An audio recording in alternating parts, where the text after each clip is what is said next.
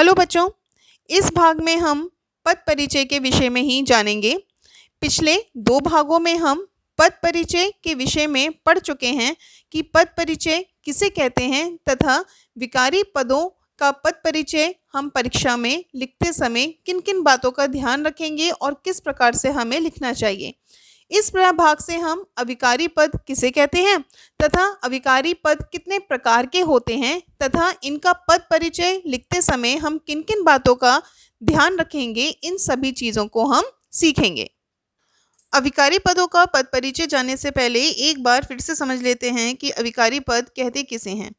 अविकारी का तात्पर्य होता है बिना बदलाव के। जो शब्द लिंग, वचन, कारक बदल जाने पर भी बिना किसी बदलाव के जब प्रयुक्त किए जाते हैं तो उन्हें हम क्या कहते हैं, अविकारी शब्द होते हैं। इन्हें हम मुख्यतः चार भागों में विभक्त करते हैं। कौन कौन से? क्रिया विशेषण, संबंध बोधक, समुच्चय बोधक और विस्मयादि बोधक।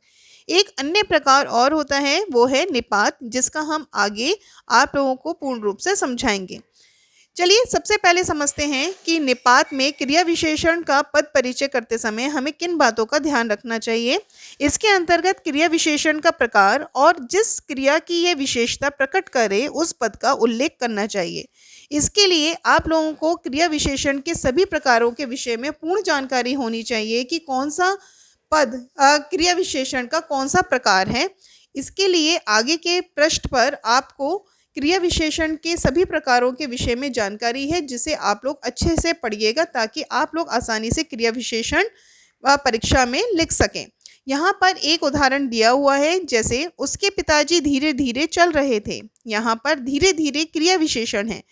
अब इसका हम पद परिचय किस प्रकार करेंगे? धीरे धीरे क्या है? रीतिवाचक क्रिया विशेषण, क्योंकि ये क्रिया की विशेषता बता रहा है कि उसके पिताजी कैसे चल रहे थे, धीरे धीरे चल रहे थे, मतलब क्रिया के होने का तरीका बता रहा है, रीति या विधि बता रहा है। तो ये किसके अंतर्गत आया? हमारा धीरे धीरे रीतिवाचक क्रिया विशेषण के अंतर्गत।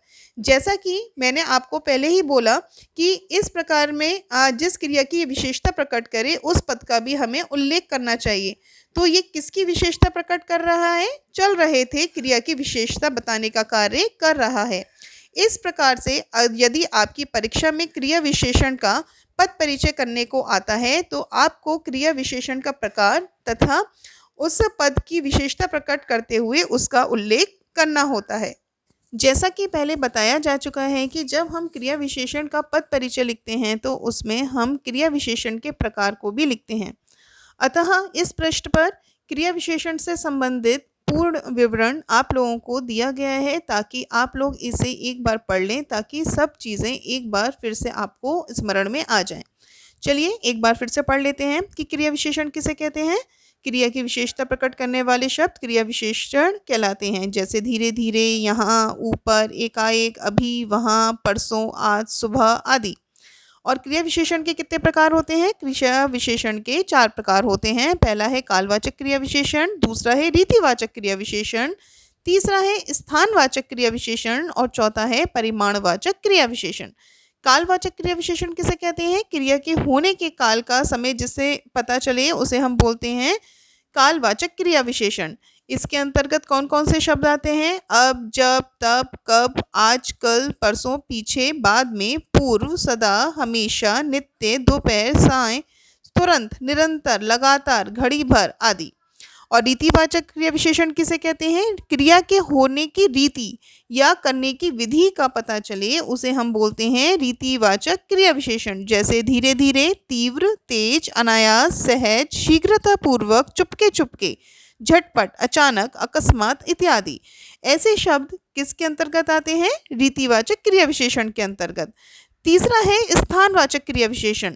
इसका तात्पर्य है क्रिया के होने के स्थान का जब हमें पता चलता है तो वो है क्रिया स्थानवाचक क्रिया विशेषण, जैसे निकट, पास, अन्यत्र, सर्वत्र, भीतर, बाहर, यहाँ, वहाँ, जहाँ, दाएं, बाएं, इस तरफ, उस तरफ आदि। और इसका चौथा प्रकार है परिमाणवाचक क्रिया विशेषण। इसका क्या तात्पर्य है? क्रिया के नाप तोल का जिससे हमें पता चले उसे हम क्या बोलते हैं?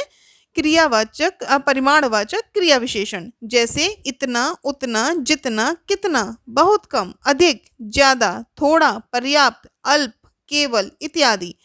अतः इन सभी को पढ़कर आप क्रिया विशेषण पद का पद परिचय लिखते समय आसानी से इसके प्रकारों को भी लिख सकते हैं कि दिया गया जो उदाहरण है वो किस क्रिया विशेषण के अंतर्गत आएगा। अभिकारी पदों का दूसरा प्रकार है संबंध बोधक शब्द। संबंध बोधक शब्दों का पद परिचय लिखते समय हमें कुछ बातों का ध्यान रखना होगा। इसके अंतर्गत वाक्य में आए संबंध बोधक शब्दों को लिखकर उनका संबंध व वाक्य के संज्ञा या सर्वनाम शब्दों से हमें प्रकट करना होता है। जैसे सीता की अपेक्षा गौरी अधिक सुंदर है, यहाँ पर की अपेक्षा संबंध बोधक है। की अपेक्षा का जब हम पद परिचय लिखेंगे तो किस प्रकार लिखेंगे? की अपेक्षा क्या है? संबंध बोधक अव्यय है जो सीता और गौरी का तुलनात्मक संबंध प्रकट कर रहे हैं। इस प्रकार से परीक्षा में भी आपको इसी तरह से इसका पद परिचय लिखना होता है। बच्चों, इस पृष्ठ पर संबंध बोधक के विषय में पूर्ण जानकारी दी हुई है कि संबंध बोधक किसे कहते हैं और इसके अंतर्गत कौन कौन से शब्द आते हैं। एक बार फिर से जान लेते हैं कि संबंध बोधक किसे कहते हैं। ऐसे अविकारी शब्द जो संज्ञा व सर्वनाम के साथ लगकर उनका संबंध वाक्य के अन्य शब्दों के साथ जब प्रकट करते हैं उन्हें हम क्या बोलते हैं? संबंध बोधक शब्द कहते हैं। ऐसे संबंध बोधक शब्द कौन कौन से होते हैं? के पास, के बाहर, के साथ, के पहले, के आगे, के पीछे, के मारे, के ऊपर, के सामने, के भरोसे आदि। इस प्रकार आप इनको पढ़कर आसानी से संबंध बोधक अवयवों को पहचान सकते हैं तथा परीक्षा में पद परिचय के समय भी लिख सकते हैं। आगे के भाग में हम शेष अविकारी पदों के विषय में जानेंगे। तब तक आप इनके विषय में पढ़िए और समझिए कि इनको हम किस प्रकार से लिखेंगे और इनके सभी प्रकारों को अच्छे से याद रखिए ताकि परीक्षा में आप लोगों को पद परिचय लिखते समय आसानी हो।